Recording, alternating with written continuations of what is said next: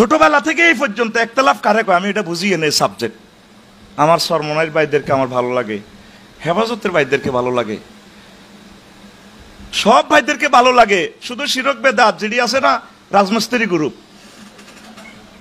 শুধু ওই শিরক বেদাত যারা মাজার বানায়া কোটি কোটি উম্মতকে জাহান্নামের দিকে নিয়ে যায়, শুধু তাদের সাথে আমাদের একমত নাই।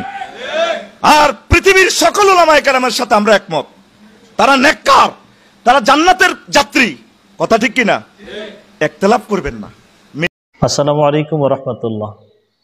সম্মানিত দর্শক ও শ্রোতা মণ্ডলী, আপনাদের খেদমতে আজকে যে ভিডিও নিয়ে হাজির হয়েছি সেটা একটা বিষয়, যে বিষয়টা ইখতিলাফের উপর তথাকথিত একজন আলেম, যিনি বড় আলেম হিসেবে নিজেকে দাবি করে শায়েখ নামে মানুষে চিনে, রফিকুল আলম আফসারি নামের একজন হুজুর, তিনি বলছেন যে ইখতিলাফ তিনি বুঝেন না।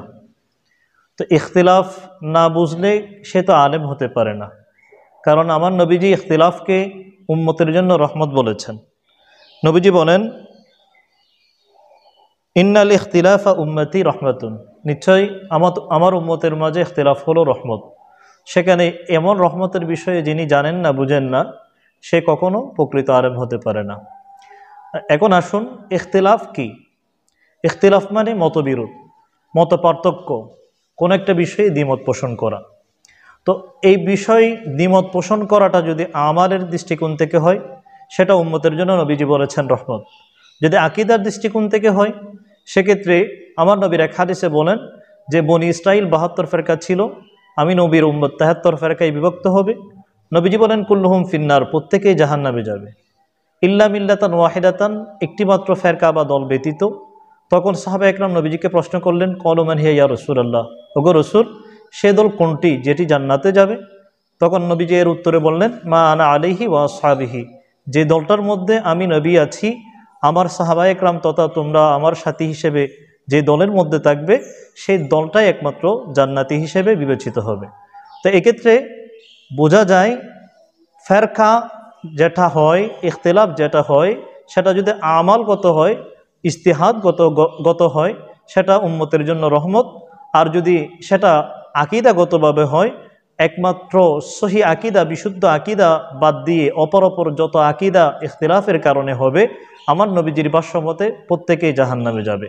কারণ কোরআনে পাকে ইখতিলাফের ব্যাপারে আল্লাহ রাব্বুল আলামিন সূরা আলী ইমরানের 105 নম্বর আয়াতে ইরশাদ করেছেন, ওয়ালা তাকুনু কাল্লাযীনা তাফাররাকু ওয়াখতালাফু মিন বা'দি মা জাআহুমুল বায়িনাত ওয়া উলাইকা লাহুম আযাবুন আযীম।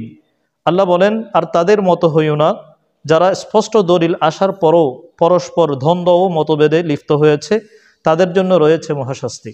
অতএব যারা স্পষ্ট দলিল থাকা সত্ত্বেও, পাওয়া সত্ত্বেও আকীদার ক্ষেত্রে বিরোধ করে ঈমান থেকে বিচ্যুত হয়ে যায়, নবীজি তাদেরকে জাহান্নামী বলেছেন। অন্যথায় আমালের ক্ষেত্রে ইজতিহাদগতভাবে যদি মানুষের মাঝে, উম্মতের মাঝে যদি মতবিরোধ হয়, এটা উম্মতের জন্য আমার নবীর ভাষ্যমতে রহমত।